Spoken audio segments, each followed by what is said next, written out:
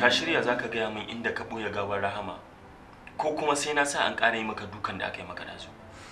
Wai so nawa zan ma bayani ne? Na faɗa maka cewa ba ni na kashe Rahama, ban san inda Rahama take ba. Indai ba ƙarya kake so in gaya maka ba, me kake so in gaya ma? Har yanzu baka ce komai ba.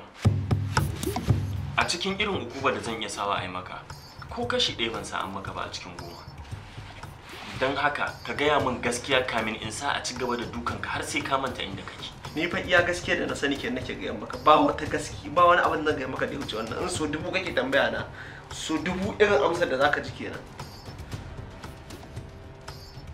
Kofur! Sa.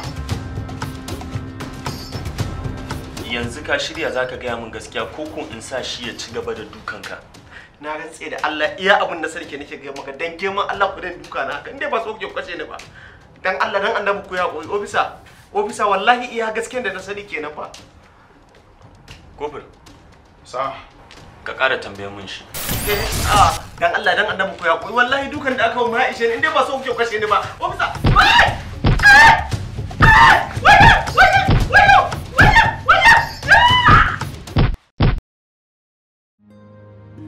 Tuhuma. Sa, ya fasu ma. Shikenan, rabu da shi. Idan ya ji sanyin siminti an jima zai farfaɗo. Okay, sa. Shi kawai.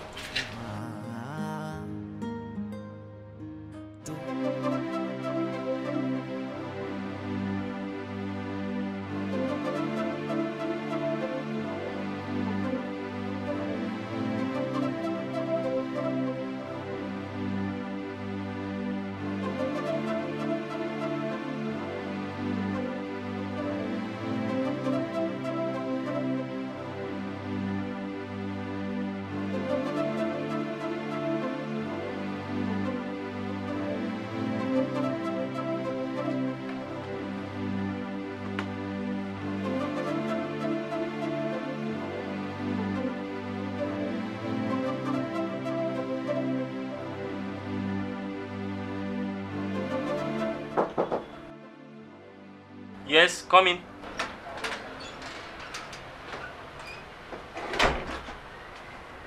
Morning, sir. Morning, officer.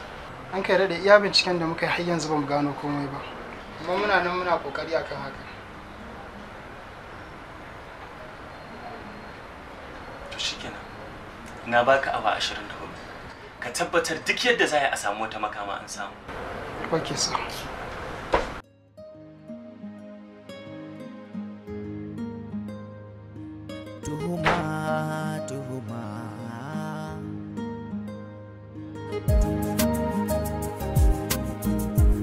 Wannan magana banza ce.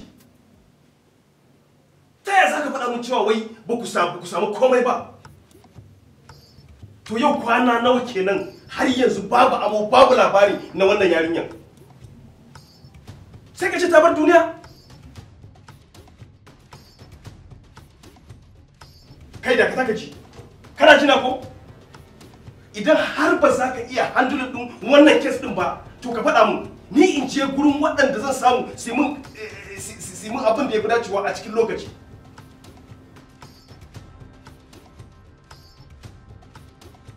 To abin da nake so da kai, duk iya abin da za ka yi ka yi, duk abin da ka san ya dace ya cancanta kai.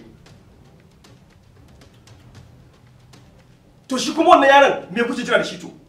Me kuke jira da shi?